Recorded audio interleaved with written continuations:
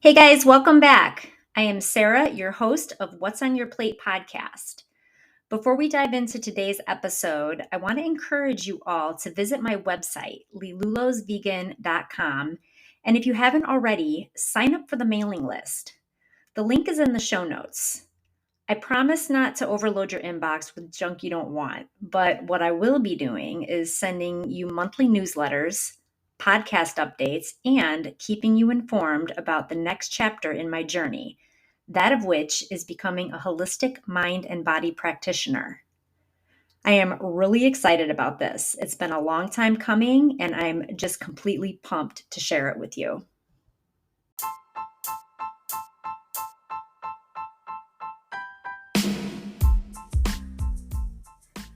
Welcome back. It's another episode of What's on Your Plate podcast. One of my favorite things to do is talk vegan. Today, I get to share a conversation where I got to do exactly that. Kelley Gilberry has literally saved his life just by changing what's on the end of his fork. If you're ready to ask yourself some hard questions like, is my heart disease necessary? Is my high blood pressure or cholesterol or diabetes something that I want to be part of my identity? Is being obese something I'm willing to live with? If you're willing to ask yourself those questions and really lean into the honest answers of them, this episode is absolutely for you. Do you deserve to be well? How can you regain and embody health? It's all talked about here today, and I'm so excited to share this episode with you. Kelley's approach is so relatable and approachable that not only will it resonate, you'll want to share it with other people. Let's get into it.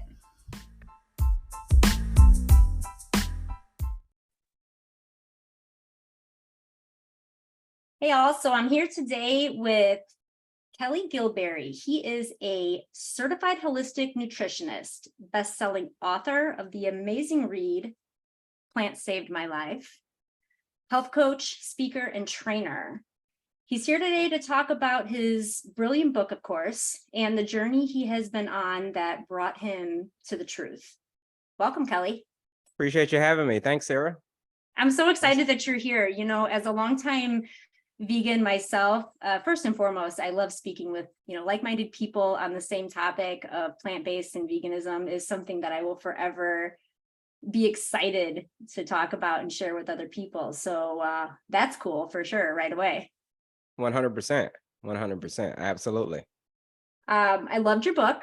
That's, of course, a given. The information that you share in your book is just, for one thing, inspiring, even for somebody like myself that's been on the journey for a while. But I think more importantly, it's going to just really grasp the attention of people that are not yet on this path or are just entering. And it just solidifies so much information. Before we get too much into that, though, I really want you to help us understand how you even found yourself on this path. Yeah. Thanks. Thanks for reading the book. Thanks for commenting on the book. Appreciate that. So finding my way on this path was a few years ago in 2019. I was in the worst shape of my life. So the story started off as, now I'm, like you were saying earlier, I'm a holistic nutritionist. I'm in the best shape of my life. But before that, an author now, but before that, I was in the worst shape of my life in 2019. My mother passed away suddenly. I got a call from my brother like, hey, listen, Mom went in for a routine procedure. Well, I don't know if you call it routine. She was going to put stents in her heart because she was always having issues with her heart. Right. So got on the plane and, he told me, well, she passed away on the table. When she went in, she passed away on the table. And then when I flew in, she was hooked. Of course, they brought her back to life. And then when I flew in, they had her on all these different life support machines. And the next day she passed away. So it was crazy. It went from, my mom was like my best friend. So being super happy to the next day, you're just like, dude, what the hell just happened? I'm getting back on the plane after her funeral. I'm just like, what just happened? Right. And she passed away from a heart attack, which now I know is the leading cause of death in the United States, but not even in the United States. It's the leading cause of death for human beings across the planet. So I go to the doctor and they tell me, hey, listen, I just went in for a routine, yearly checkup, and they tell me, hey, listen, you have heart disease, you have angina, and you're obese. They didn't, or angina, which is heart disease, and also prediabetes, and you're obese. But they didn't say, of course, they didn't say that. They didn't say that I was obese. But when I got home and I looked on the scale and I'm like, yeah, I'm obese. I'm in the word, my pants, I can't buckle my pants, I can't anything. So fast forward about 6 months, my mother came to me in a dream and told me that I had the ability to be able to help other people heal. So I'm like saying to myself, what does that dream mean? I have absolutely zero idea what that dream means. Keep in mind, I'm in the worst shape of my life. I'm obese. I'm pre-diabetic. I have heart disease. What do I know about healing people? So that dream didn't make sense. So as the months went by, uh, my uncle came to live with us a couple months after that dream, about a month after that dream. And he was given 2 months to live because of his cancer. So his cancer came back. He beat the cancer before it went into remission. And then the cancer came back and it came back into his liver. And then ended up living for 5 months. So I was his caretaker. I was taking him to his doctor's visits every single day because MD Anderson is the biggest cancer hospital in the world. People from all over the world come here. So he was going to MD Anderson.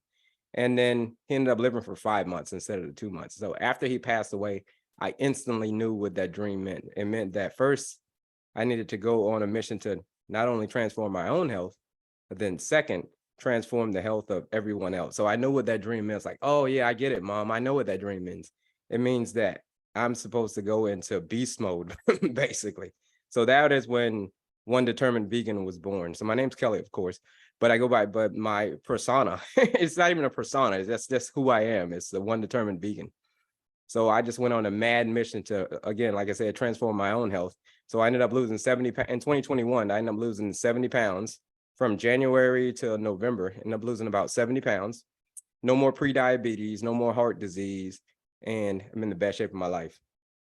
Reversed all, cholesterol dropped 100 points, everything, right? No more pre-diabetes, everything. So all of that through the power of plants. So I went on a plant-based journey. I just started looking at, why do people die? This is what I'm putting in the Google search. Hey, why do people die? So the more and more research I did, the more and more I kept getting pointed back to the food. And so I wanted to know where heart disease came from. It doesn't come from nowhere. You just don't wake up one day like, oh yeah, you got heart disease. So it's like, it has to come from somewhere. So I went on a mission to find out where heart disease came from. Then after I figured out where heart disease came from, then I went on a mission to find out. I went to war with cancer. I'm like, where the hell does cancer come from? Right. Then I just started going crazy with it. And I literally turned myself into a mad scientist because this was during COVID. So we're staying at home a lot. So instead of just sitting around, in the beginning, I sat around and just watched TV, probably just like everybody else, just did the normal stuff. And then after a while, I'm like, this is getting old. And then after my mother passed away and came to me in that dream, that's when I started using that time to study and to just turn myself into a mad scientist. And so that's where I am today. So that's why I ended up writing the book. That's why I ended up doing a lot of starting my coaching service. That's why I did a lot of stuff that I do now, simply because of when my mother came to me in that dream and told me that I have this ability. I got to tell you, I just get the goosebumps when you're talking about the way that you learned what you were supposed to be doing next in life. And I always revert back to finding the good within the bad. And your mother's passing was tragic for sure, but I don't know that you'd be where you are today had it not been for that devastating event. I mean, that event had to happen in order for you to really open your eyes and step into who you are today. Do you believe that? 100%. Had she not passed away, had I not seen both sides of death, had I not seen my uncle pass away, like I said, I literally saw both up close and personal. Had those events not happened, yeah, I'd probably be pushing up daisies by now. Because like I said, I go to the doctor and they tell me I have heart disease. I'm pre-diabetic. I'm obese, right? My cholesterol's through the roof. So no, I would have been on the same path that I was. I call it being a grasshopper. You have no, especially when it comes to your health. I had no plans for my health. If you'd have told me 3 years ago, or even before my mother passed away, pre-COVID, that anything about going vegan or plant-based, I would have laughed you out of the room. Like, what? Yeah, me? Yeah, okay. I would have never thought to eat plants, because all I love was my double cheeseburgers, extra pickles, the McDonald's French fries, gummy worms, pork chops, wash it down with a Mountain Dew. I would have never gone, had my mother not passed away, had I not gotten angry, so I got super angry and started doing all this research, I would have never did it. I would have never Yeah. did any of that, right? I would just continue living the same life that I was. And like I said, I probably wouldn't be here today. That was 3 years ago. They told me, like, listen, you have heart disease. You have angina. I can feel the angina. I can feel angina is basically a pre-warning sign that you're getting ready to have a heart attack, right? It's kind of, your heart would just start hurting out of nowhere.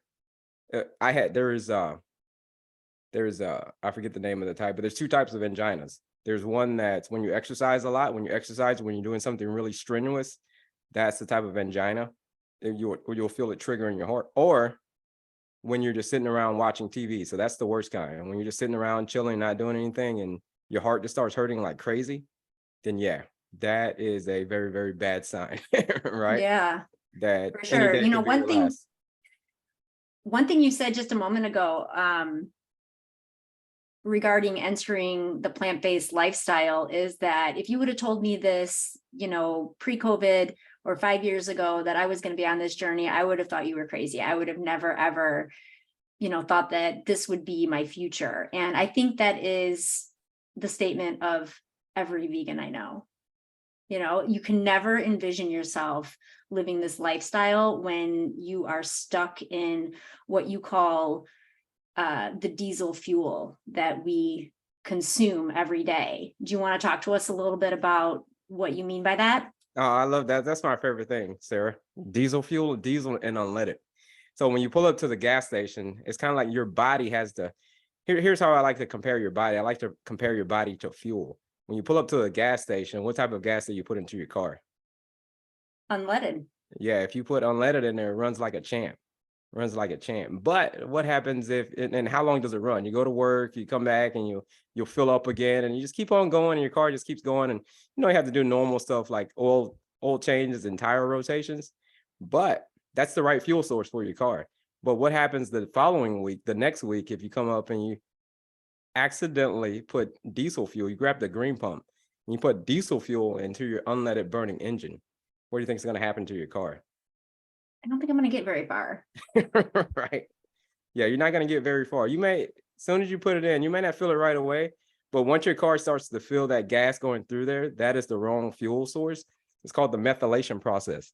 When your body has to take the fuel and revert it and convert it into a usable form. So it's kind of the other analogy I like to give is crude oil. We pull crude oil out of I worked in oil and gas. So we pull crude oil out of the ground, and it's crude oil, it's oily. You put that into your car, what's going to happen? Your car is not going to recognize it. So it doesn't recognize, it recognizes it as the wrong fuel source. It has absolutely no idea what to do with that fuel. And it's the same thing with your body. It has to, well, your car has to take it, and it's called methylation. You have to take it and refine it. So you have to refine it into something that's usable. So when we eat a lot of this fuel source I call it diesel fuel. When we eat a lot of fuel source called 60% of the standard American, over 60% of the standard American diet is ultra processed foods. That's food that tastes really, really delicious. It's delicious. It's great for your taste buds. So your taste buds love it, but the rest of your body hates it. So that's why I call it diesel fuel. So if you put this into your body all day, every day, just like the car analogy, just like if you put diesel fuel into your car, just like if you put crude oil into your car is going to recognize it as the wrong fuel. So your body, it recognizes that fuel source, diesel fuel as I call it, as the wrong fuel source. The other 30% is animal products. So it's animal products. And then the final, of course, you got, steaks and all of the meat, dairy, ice cream, cheese, everything, right? So that's all animal products. So that's over 90% of the standard American diet. 10% of that is fruits, vegetables, nuts, and seeds and whole grains, the things that your body is supposed to have the proper methylation process to be able to convert that raw material into fuel. So if your body can't take that and turn it into fuel, you have deficiencies. So when you start having deficiencies, like I have a deficiency of vitamin K or a deficiency of zinc, your body can't make the right conversion. Ultimately, over time, those symptoms express as a disease. The diseases that we know about: high blood pressure, high cholesterol, heart disease, cancer, all these different diseases that are a result of a deficiency. Your body can't make the conversion from that crude oil I talked about into a real gasoline. right? So that's what diesel fuel is about. Diesel fuel, it makes up 90% of the standard American diet. So you put that into your body all day, every day. As the years go by, your body will have all these deficiencies. You'll start to develop another disease, another disease, another disease. 70% of people pass away from a chronic illness simply because we're putting the wrong fuel source into our body. There's more to it. It's called epigenetics, but the main thing is the fuel source that you're putting into your body. There's a lot of things that can contribute to a disease, but it's mostly the food that you're putting into your body. So that's the definition of diesel fuel. It is the wrong fuel source. Ultra processed foods and animal products are not designed for the human body. Yeah, I love all that Not information. 100% of the time. It's 100. That's what we do 100% of the time in the standard American diet. Yeah, also called the SAD diet for those of our listeners that don't know that, which that really just speaks for itself in regards to why that is not a good idea for your everyday life or any part of your life for that matter. Tell me a little bit more about why you think people don't gravitate more towards the plant-based diet just naturally. What is it about? Let me back up for a second there. I want you to describe a little bit something to me regarding another thing that you repeat throughout your book that I think we have gotten away from, our mindset has gotten away from, that of which is Mother Nature is perfect in her design. She does not make mistakes. She is not flawed.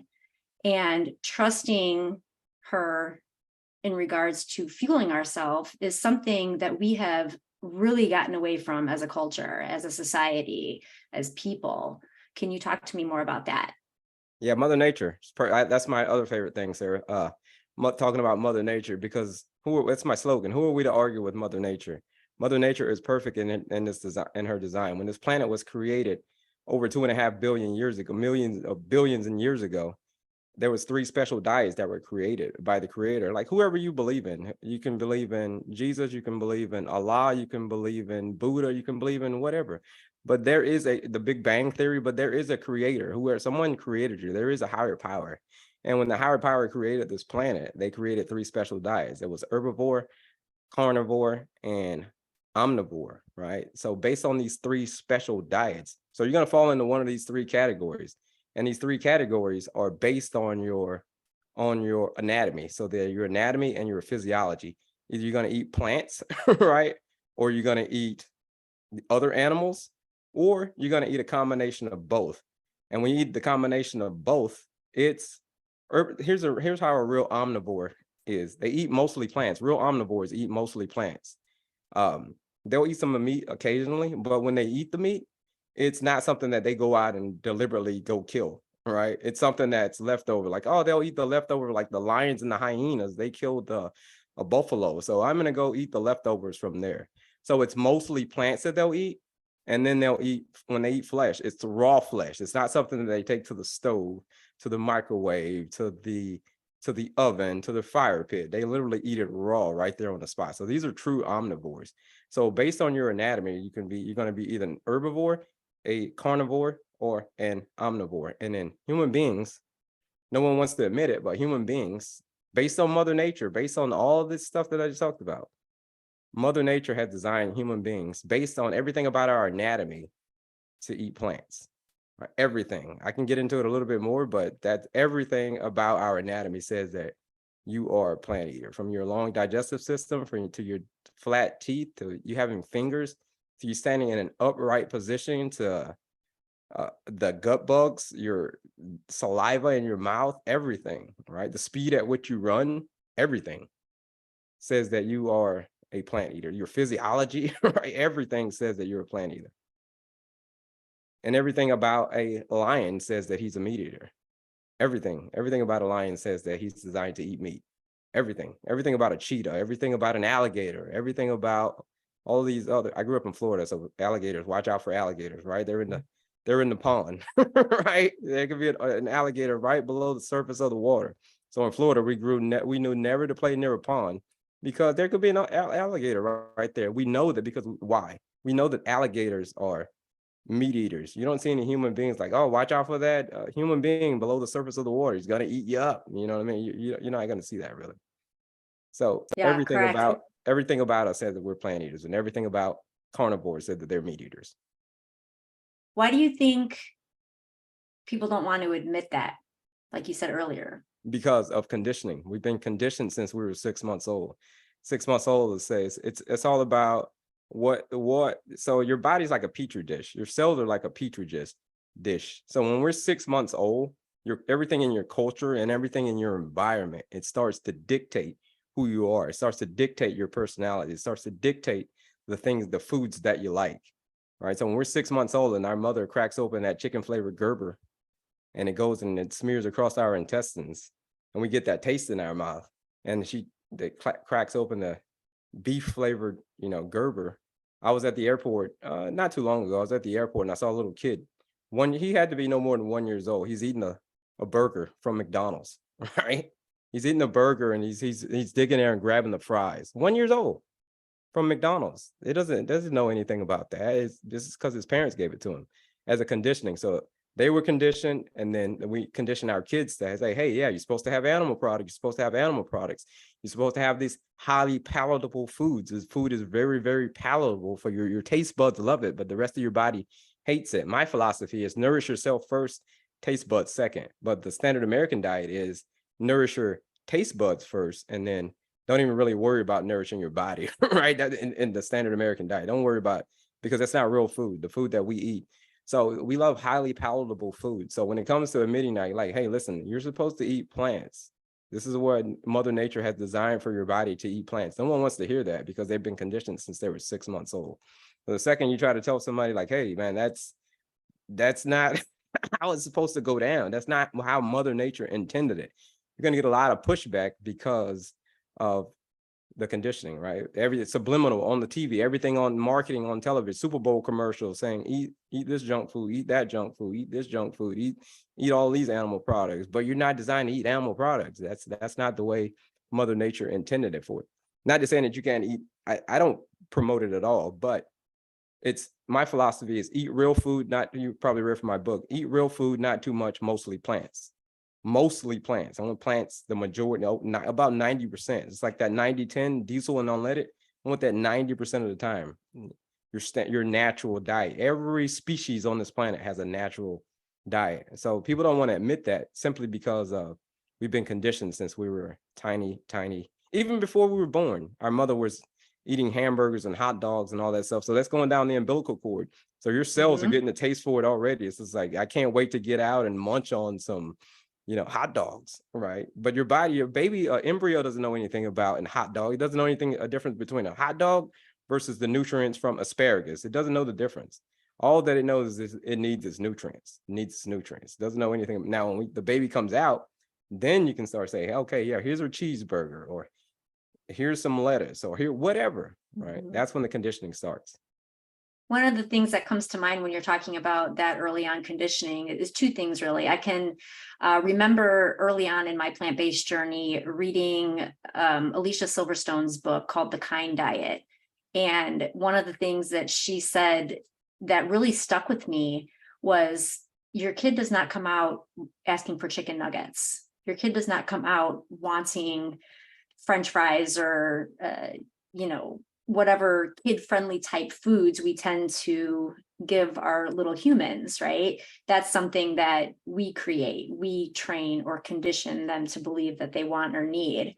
And then the other thing too, that we're so programmed to think that we need meat specifically from the plant-based or from the animal based world. And I can remember being at an event recently, and this little girl, she was probably 3 or 4. She had this beautiful plate of fruit that she had assembled herself from the buffet area. And she brought it back to the table, and her mom immediately took her by the hand, put her plate down and said, no, honey, you need to get some meat. Let's go back. And it was like, there was this amazing, bountiful abundance right in front of her. And she trained her right in that moment that was not what she needed. And I just, my heart broke for that little girl in that moment, because I was like, no, that's the opposite of what she needs. And it was just sad to see that. But people like you are out there creating knowledge that is very relatable, by the way, listeners. Picking up Kelley's book, Plants Saved My Life, is something that is not to be missed because it's presented to you in such a way that you're going to absorb and get every word that comes out of this book because it makes sense on a real life, everyday level. And that's what's going to cause the change in the world around us, is people like you putting this information out there. Yeah, yeah, absolutely. Yeah, that's the thank you. That's the reason I wrote the book. I wrote the book that way for my former self. My former self, 3.5 years ago. Like I told you before, there was no way in hell that you were going to get me to eat plants. So I wrote the book in the sense that if I were talking to myself, if I literally pulled up a chair and I had a conversation with myself from the best shape of my life, me, which is I am now, to the worst shape of my life, me, I would say, here, young man, here's the book that you need to read. Right? Keep in mind, I was over 40 at the time. I'm over 40, 42 when I decided to go plant-based, 100% plants. So when the 41-year-old me, I would say, hey, listen, here's the book that you need to read. That yeah, absolutely break things down into an easily to digestible format so you can actually do it. Don't make it too complicated, and scientifically, I want you to make it to the point where I can get it, grasp it, and go do it. One thing I want you to speak on today as well, because I think something that comes to mind for people that I know that are not plant-based is, how can something that tastes so good be something that is not good for me? And you comment in your book a lot about diesel fuel purposefully being engineered to be addictive, like a drug. Right. Can you talk to us about that? Yeah. So the ultra processed foods. So ultra processed foods are specifically designed. So you have two hormones. You call it a leptin, which is your satiety hormone that tells you, hey, listen, I'm full. I'm full. I'm good to go. But when they engineer these products, they weaponize the food, basically. When they weaponize the food, they say, we know that this is what the engineers are saying. We know that you have a hormone that says, hey, a satiety hormone. We're going to do everything in our power to override that hormone. They say, I want you to eat this, and then I want you to eat some more, and I want you to eat some more. So therefore, we can make more money. We can make a lot of money simply by engineering these foods in such a way. They're not real food. That's not real food. It's food-like, and they want your taste buds to go, wow, I love this taste. They want it highly palatable. But when you put that into your body has no idea what to do with it. Like I said earlier, the methylation process, the conversion process, your body has absolutely no idea what to do with that. The more and more you eat it, the sicker and sicker you get. So that is how they engineer the food. And then there's also another hormone called ghrelin. Ghrelin is the one that what I talk about. They put it into the food and they say, I want more, I want more, I want more, give me more, give me more. So leptin is for satiety, and ghrelin is saying that I'm hungry. It's your hunger hormone. They want you to produce a lot of ghrelin and override your leptin hormone. So eat. There's no fiber from the food. They strip away all of the fiber because human beings are designed to eat. Fiber is one of the main things that we eat. That you need. Your body, your bacteria eat the fiber, right? You can't digest the fiber, but the gut bacteria inside of your gut, they can digest the fiber, and they use that to fuel you, to make you the person that you are. So the engineers know this. So they make the food highly palatable, and they make the food engineered. I want you to keep coming back for more, coming back for more, coming back for more, coming back for more. Am I full? I don't know if this is what you're saying. Am I full? No, I don't know if I'm full. And then we have all the television. So when you have television and entertainment and things, it's a perfect combination. You're not paying attention to what you're doing. You're watching TV, you're watching a movie, you're laughing. You're not paying attention to the fuel that's going into your body. The main point of fuel is to fuel your body, right? So it should be nourish yourself first, taste buds second. That's my philosophy. Nourish yourself first, taste buds second. So when they engineer the foods, they know specifically what they're doing. This food is designed to stay on the shelf for months and months at a time. When they do these beverages, sugar sweetened beverages, right? Everything, all the chemicals inside of that, there's nothing in nature. If you look on the back of it, especially in diet soda, if you look on the back of that label, there's nothing in nature that you can't even pronounce these words. There's no way in hell you're going to find this stuff in nature, right? No way you're going to find it in nature. And the same thing with medication.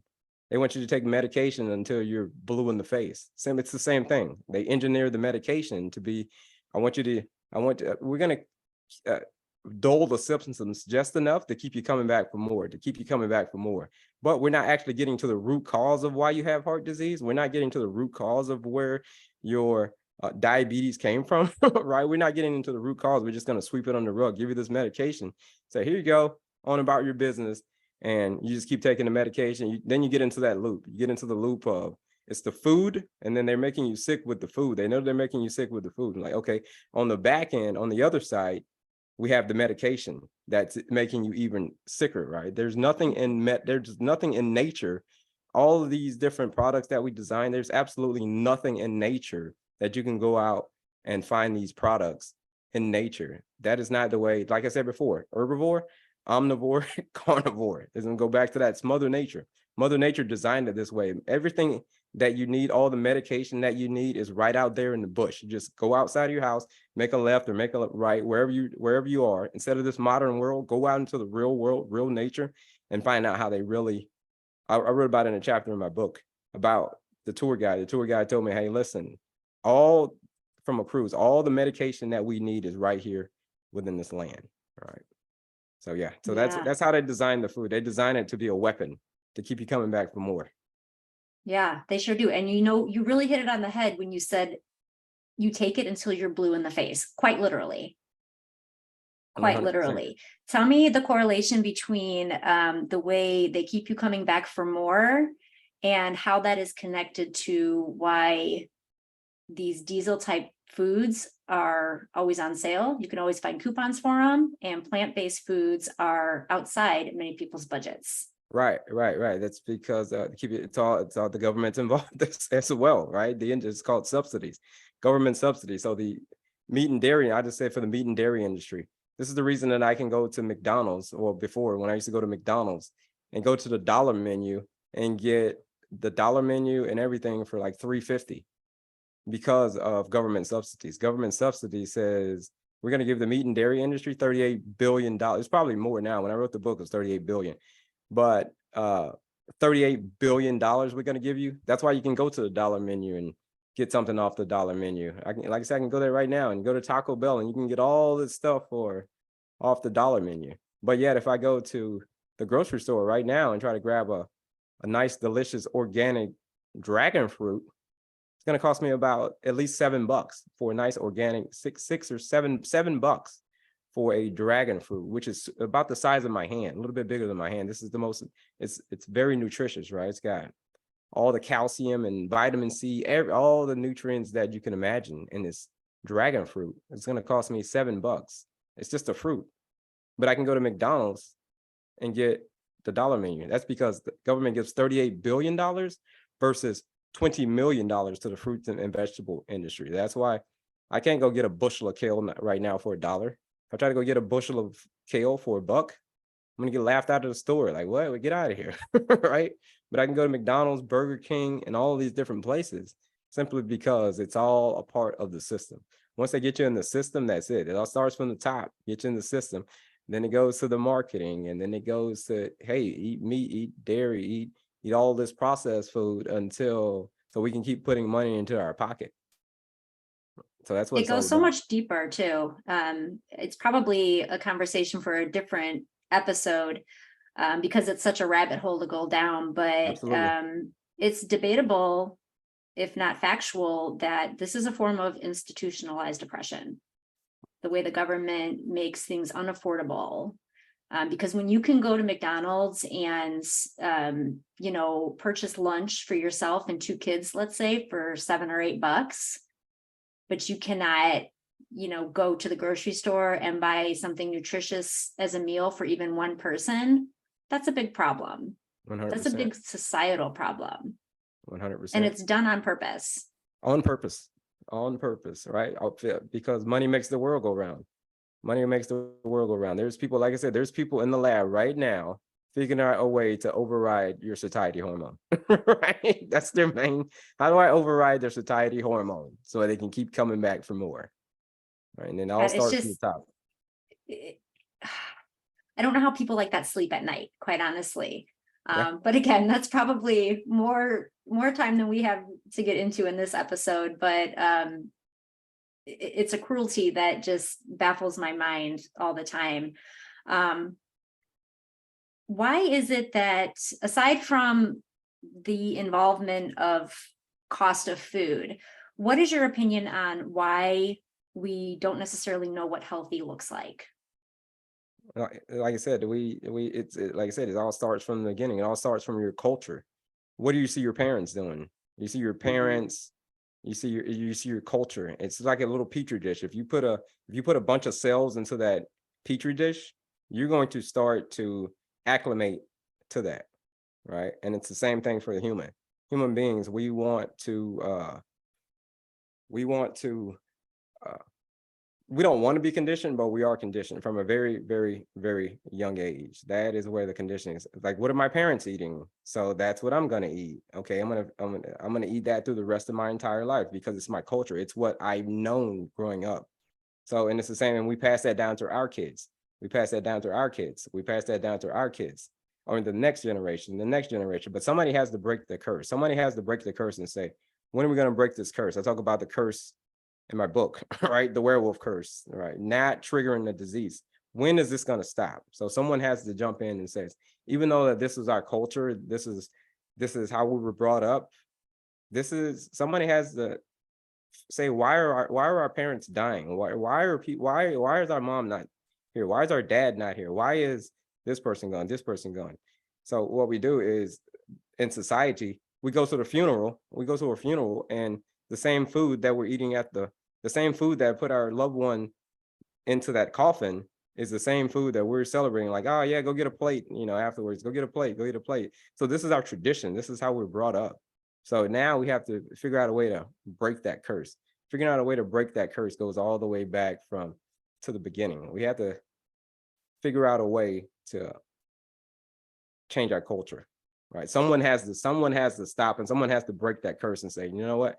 I'm going to break this family curse. I'm no longer going to let this happen to my family or anyone else's family. So basically someone has to step up and say, damn it, enough's enough. But if no one steps up and says enough's enough, we're still going to go to the funerals and we're eating the same foods, living the same lifestyle that the person who's in the coffin, that's the reason that they're in the coffin, is now we're celebrating in their life, eating the same stuff that put them in the coffin, right? When is that going to stop?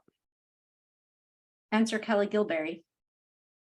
And he's who's showing his family and now the world to step up and do something different. That's exactly, like you said, what your purpose is. It's just always so unfortunate that we have to learn these things from something tragic happening. But I love that you so vividly talk about that, because I think that so many people kind of skirt around the truth in regards to that, and they don't bring the real reality of what's going to happen, that of which is sickness, disease, and death, into the conversation. They just talk about, oh, you just need to be more healthy, or maybe find a way to up your wellness game, but they don't use the words like you just did, like at a funeral, the coffin that they're sitting in. That's the real reality of it. 100%. 100%. The quote I like to use is, if nothing changes, then nothing changes, right? If nothing Seriously. changes, then nothing is going to change. If you don't change for things to change, you have to change. If things just stay the same, then we're still going to continue to bury our loved ones and still say, just like, oh yeah, let's have some more of the same food that's to keep the cycle going of the reason that they passed away. Let's keep on living the same way. So again, if nothing changes, nothing changes. Absolutely. And many people's argument is often, oh, it's genetics, or oh, it's hereditary, that's why I have diabetes or heart disease or high blood pressure or cholesterol or whatever it is. But 99.9% of the time, no, you're sick because of what you're eating. 100%. 100%. There's a lot of things that are in the environment. So there's everything that you eat and everything that you drink and everything that it's in your environment that will contribute to a disease, right? It's called epigenetics. Epigenetics saying that we know all the genes in the human body, all the genes. So there's like 25,000 genes in the human body.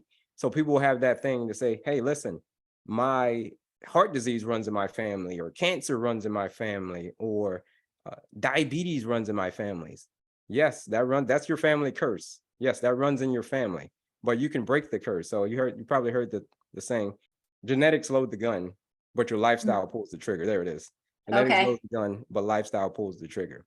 So when it comes to the curse, you don't have to trigger that family curse just because of your parents triggered the curse because of the stuff that they were eating. Mainly, there's a lot of things that contribute to a disease, but mainly it is what you're putting into your body. The fuel source that you choose to run on will tell your genes.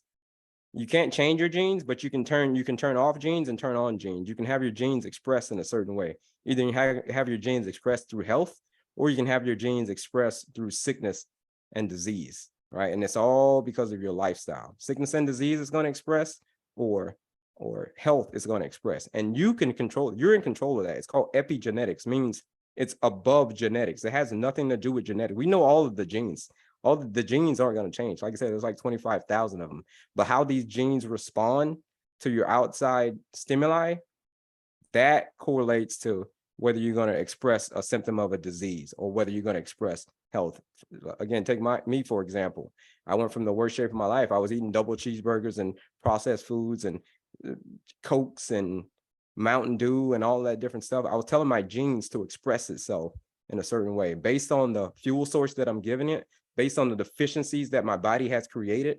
This is how I'm telling to my body to express itself. But the second I switched my philosophy and I started eating 100% plants, now I changed my gene expression. I didn't change my genes. I just changed the way that they express themselves, the way that they talk to the world, right?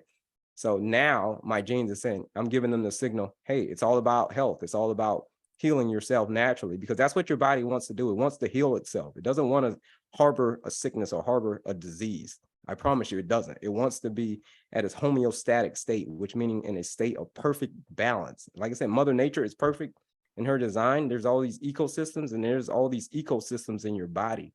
Ecosystem meaning your circulatory system, your digestive system, your reproductive system, all these different systems, right? They want to work as smoothly as possible. It's a huge ecosystem. So that's what your body wants to do. Yeah, 100%. And I love everything that you just described there. It's so just perfect and informative. And if you just lean into it and understand that a little bit deeper, it's like there's no other way. And it's interesting to me to think too that, and not to discredit medical doctors, but the person that you went to when you started feeling the symptoms of angina and when they determined that you were pre-diabetic and obese was a medical provider, and that doctor essentially wanted you to drug away the cellular defects that developed from the improper lifestyle that you were living. That was in part a quote from Dr. Joel Furman that you included in your book. And Absolutely. I think that is so important to tell people, because yes, you may be able to take a prescription to offset the effects of these illnesses that we develop, but it's like putting a Band-Aid on a gun wound, right? I mean, that's not the way, that's not the answer. The solution is healing your body. And if you just give it enough time and purposefully make intentional decisions with your lifestyle and your food choices, it will heal itself. It knows exactly what to do. 100%. It has the innate ability to heal itself naturally. It's what it wants to do. It wants to heal itself. But just like you said, if you give it enough time, and if you give it the right equipment, which is the right fuel source, if you give it the right fuel source in the proper amount of time, there isn't almost anything that your body cannot do, because that is the way that, like I said before, Mother Nature is perfect in her design. Your body wants to go back to being as perfect as it possibly can, right? Naturally, it's going to heal itself. It's not like your car. When you put diesel fuel into your car, yeah, your car is going to break down. I mean, it's not gonna heal itself naturally unless you go to a mechanic, and the mechanic's probably got to literally take the entire engine out and put another engine in and make. Yeah, that if they try to fix that engine, it's not going to work too well, probably. But your body is much more innate than that. Your body says, I want to heal. Like I said, ecosystems. There's all these ecosystems. It's perfect in her design, just like the Earth's perfect in her design. As far as rainforests are designed to keep the Earth naturally. Like I said, Mother Nature is perfect in her design. So that's why it's rained so much there. These tropical trees, and it rains and it rains and it rains. It's designed that way to keep the Earth cool. Right. Yeah, absolutely. And something you said there, again, you are amazing at analogies. I love your use of those in this conversation and throughout your book. You had mentioned a mechanic being able to fix something. And it's the same with human beings. We are living in a world where you can go into surgery and have your chest cracked open, have things rerouted in your heart to compensate for the damage that you've done by clogging arteries and eating the diesel fuel that you're describing. Other things contribute as well, smoking, alcoholism, things like that. But for sure, the diesel type food that we've described here is number one contribution to that. And that is something that people consider to be more routine or normal. Oh, my father's going in for open heart surgery next week, and it's nobody blinks an eye, right? Oh, sends prayers, hope he recovers well. That's not extreme. But changing your diet to eat plants the way that we were always intended to gives people pause. Like, oh, that's crazy. I could never do that. I could never, be vegan or plant-based. And it's just astonishing that the type of normal that we have accepted as a world. It's social conditioning, and it's your dominant thoughts, right? The dominant thoughts of man, whatever your dominant thoughts are, that it's what it's going to be. So if your dominant thoughts say, like I said, growing up in that petri dish, your culture is going to dictate everything that you are, right? So if you saw people getting, oh, it's normal to have a heart attack and die. It's normal to go have this procedure, or it's normal to go do this, or it's normal to take insulin, or it's normal to have a gastric bypass surgery. That's totally normal, right? It's normal to have crazy tumors growing into it's normal, right? Getting your chest cracked open. But the second you say, hey, listen, go back to your plants, go back to what nature has specifically designed for your body, we can't grasp that because of, like I said, 6 months old, our mother cracked open that chicken flavored Gerber.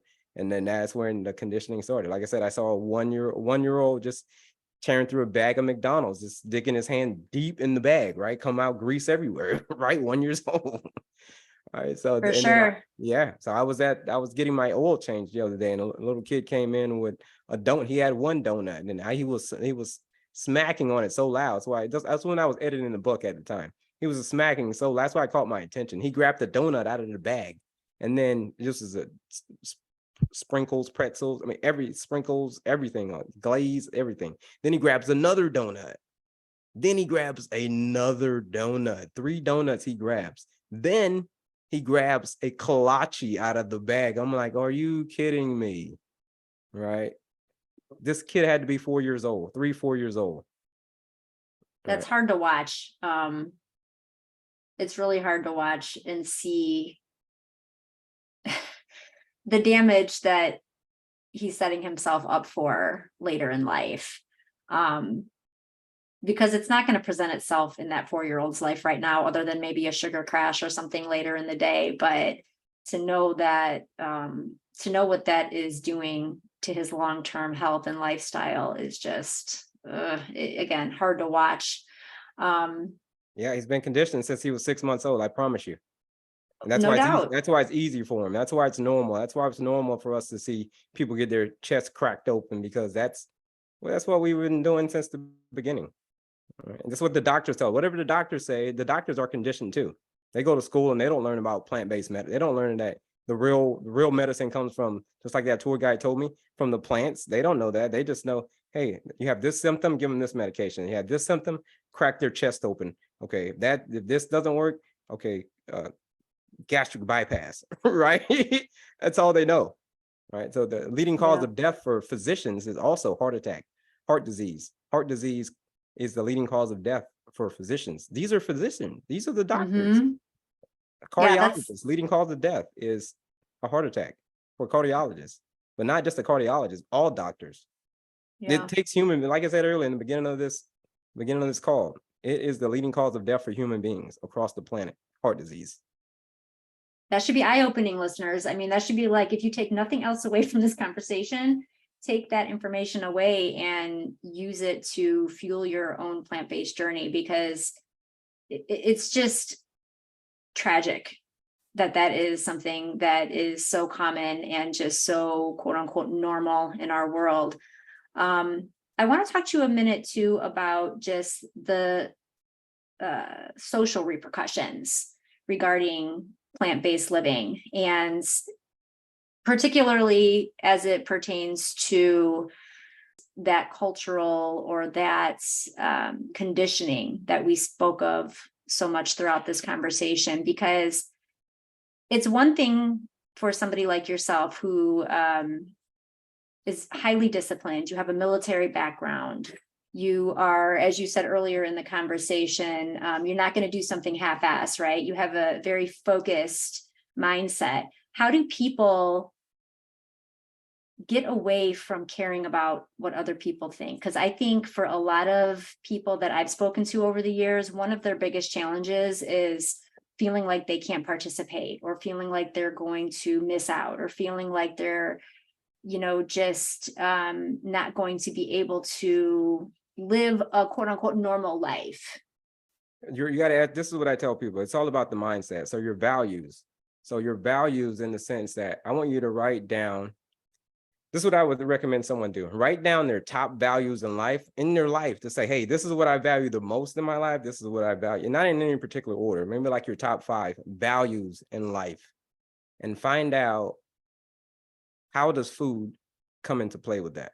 How does food come into play with your top 5 values in life? In the sense that going to these social events, going to this family events, and you got to find out what's important to you. You may have something important to you, like, hey, listen, like I said, you had a loved one that passed away too early from a condition, right? What is this condition that your loved one passed away? Then you got to ask yourself, you got to start asking yourself, what are my values? Not someone else's values. What are my values? Because everybody is their own individual. There's billions and billions of people, 7 billion people in this world, and nobody is alike. So you have to ask yourself, what are your values? And when you can answer that question, what's important to you, then you ask yourself, how does food come into play with this? When I go to these social events, am I just eating just to fit in with everybody else? Like, oh yeah, I don't want to feel like an outcast. I don't want to feel like this. Okay, is that one of your values? We talked about your values. Is one of your values not feeling like an outcast, right? If one of your values is, if you didn't put that on your list, then that shouldn't even, that shouldn't even affect you, right? If your top 5 values are, okay, I want to be here for my kids, or like I said, my mother passed away from a heart attack, or my uncle passed away too early from cancer, or whatever it is, whatever your values are, and figure out, how does food relate to that? Like for me, so that's important to me. My mother passed away from a heart attack, which is the leading cause of death. When the number 1 contributor for the leading cause of death is your diet. Diet is the leading contributor for the leading cause of death. So when I go to social events, like I'm going to a social event tonight, the fight is a big fight on tonight. So at the barbershop, there's gonna be a bunch of guys there, and everybody's gonna be there. People are probably gonna have pizza and all types of stuff, all kinds of party stuff. But me, on the other hand, I know what my values are. My value is not, even though the fight, I love boxing, I love the fight, I love, hanging out with the guys, but it doesn't compromise my values. My value is, I know what my values are, and I know how food comes into play with that. So you got to find out, what are your values? And then you got to ask yourself, do I need to, you got to look yourself in the mirror. So if you're suffering from diabetes, if you're suffering from this condition, that condition, you need to look yourself in the mirror, like I did. Go into the mirror and say, hey, self, do I need to have diabetes? Do I need to have heart disease? Do I need to have arthritis, rheumatoid arthritis. Is this absolutely necessary? Like, and then if the answer is yes, yes, it's absolutely necessary for me to have diabetes. It's absolutely necessary for me to have heart disease. It's absolutely necessary for me to have whatever condition that I have. Then okay, fine, it's necessary. But if it's not necessary, then the answer is no, it's not necessary for me to have this condition. Then it's time to say, okay, now I have to, what are my values? Now, what are my reasons that I'll never give up? Give yourself reasons as to why you'll never give up. Your values, your reasons. So it's reasons come first, answers come second. That's another one of my philosophies. Your reasons, if you have enough reasons, the why is easy. The how is easy. All of that's easy. So like I said, when I go to this event tonight, I don't care about any of that. I don't care about any of that stuff. It's easier for me to say no. No, I don't want that. No, I don't want that. No, I'm good.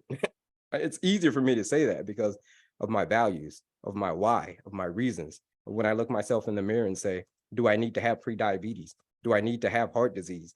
Do I need to be obese? The answer for me was no. I didn't need to have those. So therefore, it's time to make a change. Like I said earlier, if nothing changes, nothing changes. I love that so much. And, it's a great way of saying your thoughts truly become what you believe. And it's probably not even hard for you to decline all the party type foods that you're talking about that will be present tonight, because your why is so strong that it's just irrelevant at this point. And the other thing that comes to mind when you're talking about just really understanding your values and your mindset is getting more in connection with embodiments, like really understanding yourself. And whenever you start caring about what other people think more than what you value for yourself, it's a complete disembodiment. And you're going to be lost if you spend your life caring about the perceptions of others, especially if it directly affects you and your well-being. 100%. 100%.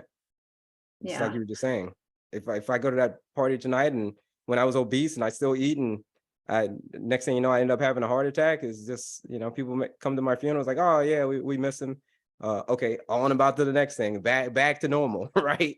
Mourn him for a little while and then it's back to normal. Life is normal, right? So Yeah. you got to have these values as to, do I need to be in a coffin early? Do I need to take 20 years off of my life? Right? This question you got to ask yourself. What have you found in your own journey in regards to any obstacles or challenges that have been before you becoming plant-based or as you entered veganism? Yeah, this is mainly the traveling. When you travel, when I travel, like in corporate America, I travel for corporate America doing corporate events. And if I fly from here and flying from there, I mean, yeah, traveling is when it can get pretty challenging. I typically what I'll do is I'll stop whatever city I'm in, I'll stop by a grocery store. I'll stop by, especially if I'm in the middle of nowhere, right? I'll have to stop by a grocery store and just try to grab all of my stuff that I can get, everything, and load my hotel fridge up and then go from there. Because a lot of the places, like when I'm teaching at an event or from at a trade show or something like that, guess what? Then they don't have any plant-based options. There's no plant-based options. So I have to plan ahead. It's all about planning ahead. So that's not normal. That's not normal how I used to think. I used to just wake up in life and just, hey, if I want to eat this, I want to eat that, I'll go here, I'll go there, whatever's at the event, whatever's at the event. But that's the challenging part, planning ahead and being in social environments where you have to interact with other people and food's being ordered and they're not going to order anything for you, right? So you have to order that for yourself.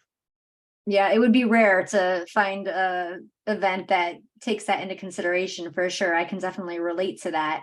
And then making sure that you've planned ahead, like you said, because if you allow yourself to feel famished, Yeah, right, you make bad choices. 100%. Yeah, 100%. planning ahead is key for sure.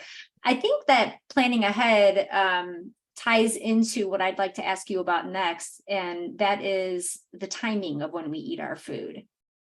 How is that part of what's important? Nature is perfect in her design. I always go back to this, as you said throughout. I go through this back many times in the book. Light and darkness are, what can you do about the sun? Not a lot. It's going to be there. Yeah, it's going to be there. There's not a damn thing. The answer you want to say is not a damn thing. There's not a damn thing I could do about there's not a damn thing that I could do about the sun. Okay. Well, what can you do about the moon? Not a damn thing. Not a damn thing, right? Buddha says this. Buddha says there are three things that cannot be long hidden: the sun, the moon, and the truth. And what I think he meant by that, what Buddha meant by that, is the sun. So when the sun comes up in the morning, that's when your cortisol level, that's when you wake up. That's when we're supposed to be the most active. That's when your cortisol levels are high. Your cortisol levels are coming up. And then as the moon goes down, your cells are automatically start to slow down.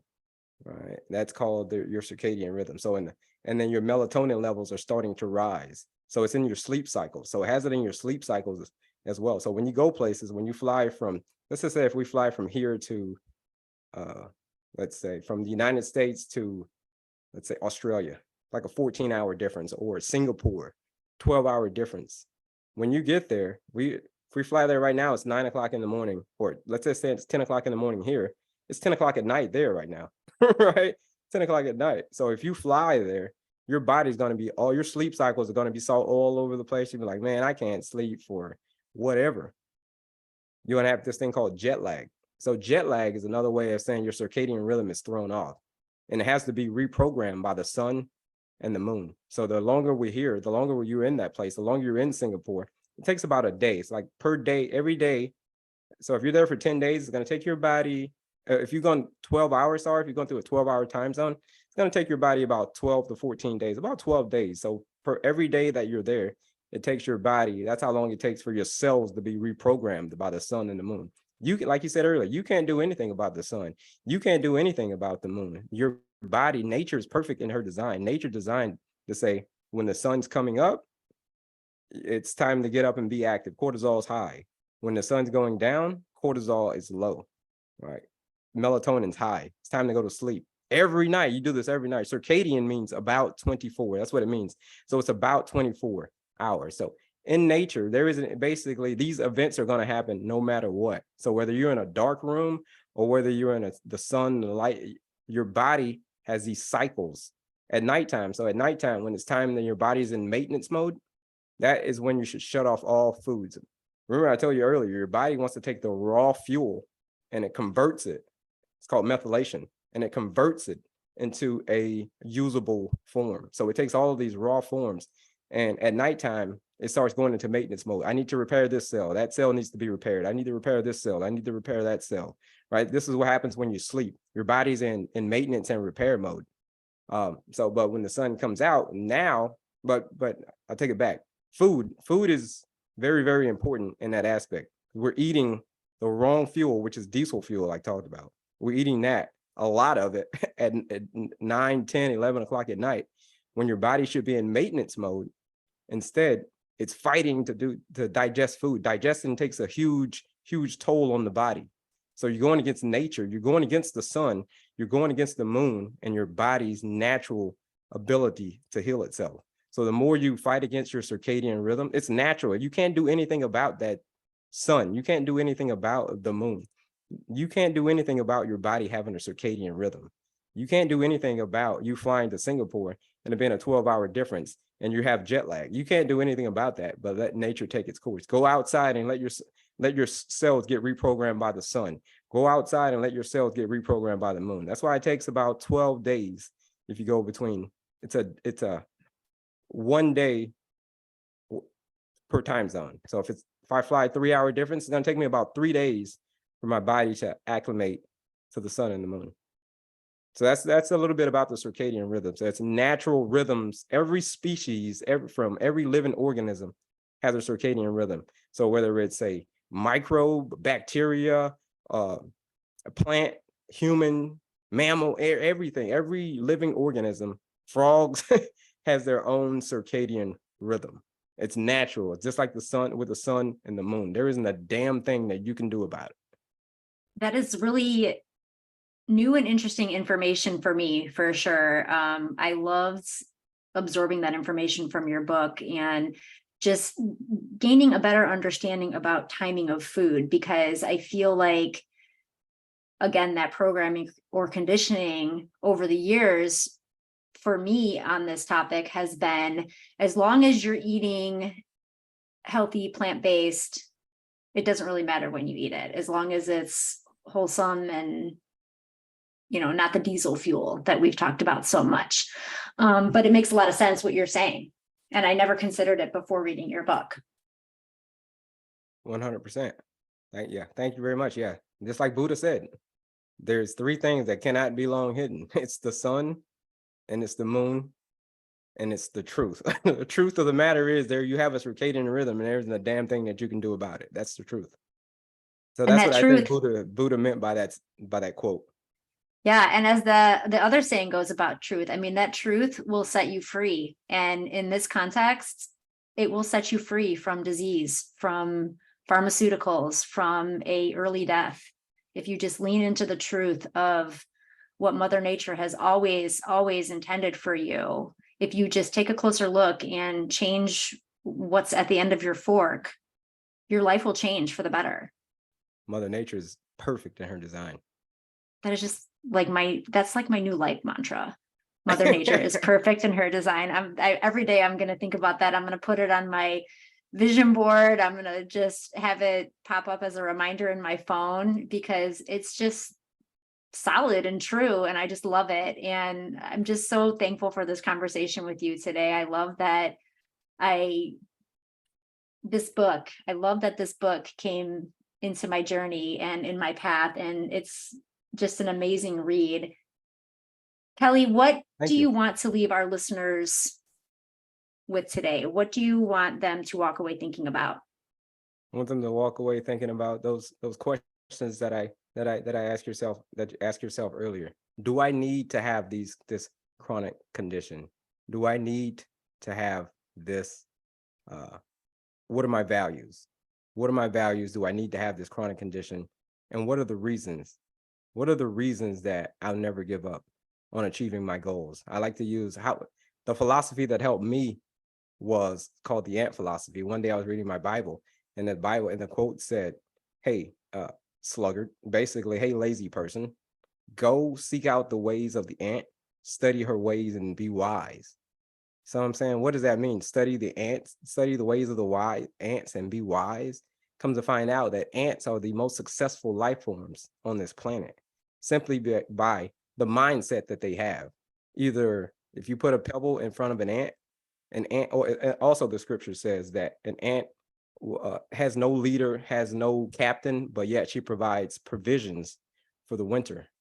Right? She has food for the winter all winter. How does she have food for the winter all the winter? While the grasshopper dies. So previously, but pre-COVID, I was called the grasshopper. That means I was just hopping around throughout life without a plan, especially when it comes to health. When it comes to health and wealth, I had no idea. That's what led me to the point where I was about to have a heart attack, prediabetes and heart disease. And also the ant. So the ant has the mindset of they're so determined. So that's why I get the name One Determined Vegan. That's the name of my company, One Determined Vegan, because I was reading my Bible and it says, go seek out the ways and study her ways and be wise. So ants will never give up. You put a pebble in front of an ant, they'll just simply try to go around it. If they're trying to get somewhere, if they're trying to accomplish their goal, they would simply try to get around it. They'll try to go to the left. They'll try to go to the right. If they can't go to the left or to the right, they'll try to go over the top. If they can't go over the top, then they'll try to dig a hole underneath. And even if that doesn't work, they'll try to budget to get this pebble out of the way so I can accomplish my goal, which is to serve the queen. That's the ant's purpose, is to serve the queen. And then if that doesn't work, they'll recruit some other ants, like, hey, ants, come help me out. Help me out. Let's move this pebble out of the way so we can accomplish our goal. And even if that doesn't work, they will literally try to gnaw their way through this rock to get to the other side. So either they're going to die trying to reach their goal, or they're going to claw and they're going to scratch and they're going to do everything in their power to reach their goal or die. That is the only option. And that is the mindset that I need people to adopt. To adopt this mindset of, that's how I went from the worst shape of my life to the best shape of my life, by adopting this philosophy of the ant, the tiniest creature, right? And they prepare for the winter. So they'll put in the summertime, they're putting their food away for the winter. They're working throughout the summer, putting their food away. So they're thinking ahead. They never give up. B, they think ahead.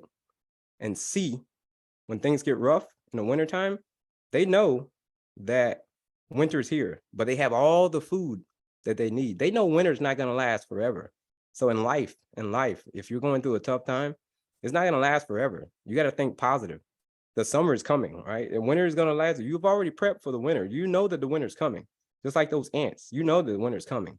So, and then when the winter comes for everybody. So you have death, financial issues, health, all types of stuff. Winter is coming for everybody. I promise you, no matter whatever winter is in your life, it's coming for you. So followed by that is opportunity. So it's difficulty followed by opportunity. So ants know that in the wintertime, it's going to be summer again. So they never, ever think negative. They think positive, right? And then how much will an ant put away how much do you think an ant will put away for the winter? I mean, I feel like you're the one that can tell me that. An ant in the wintertime, an ant will put away as much as she possibly can.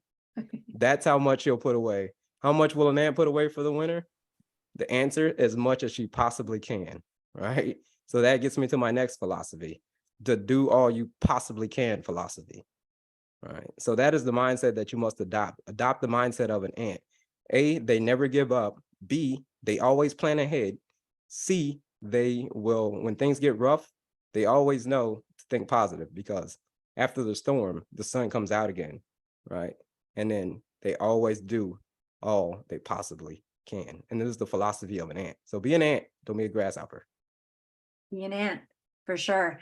You know, Kelley, the amount of information that you have acquired in the short time is amazing and admirable, quite honestly. I think that the way you have dove directly into this is not only amazing how you've helped yourself, but the way you're now helping other people. I want to talk about those opportunities you have for other people to work with you and find their own way to this plant-based lifestyle.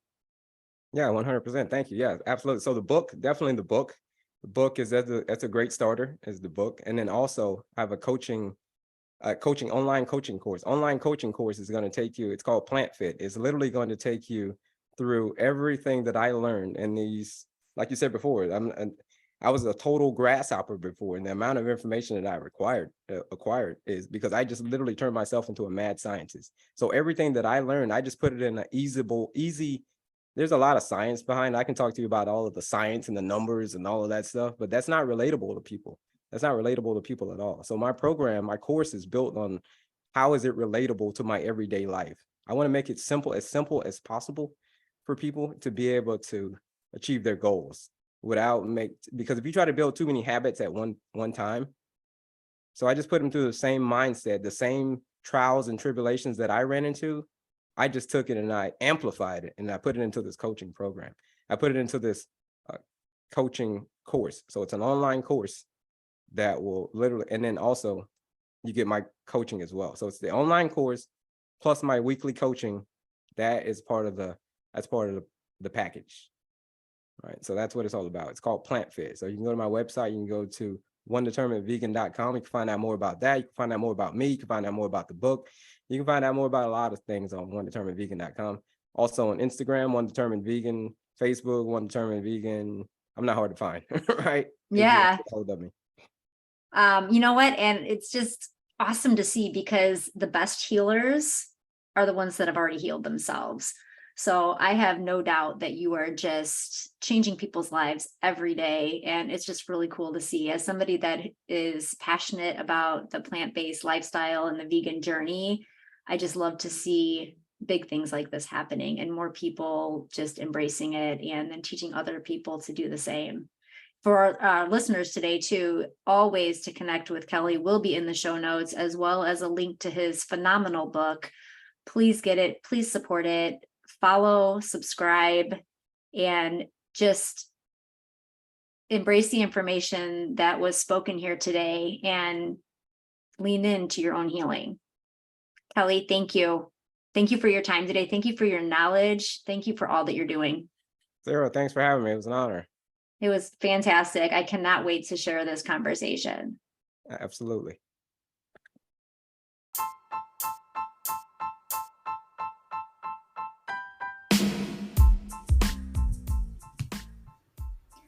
After listening to this conversation, I hope that you feel empowered to take a close look at what's on your plate.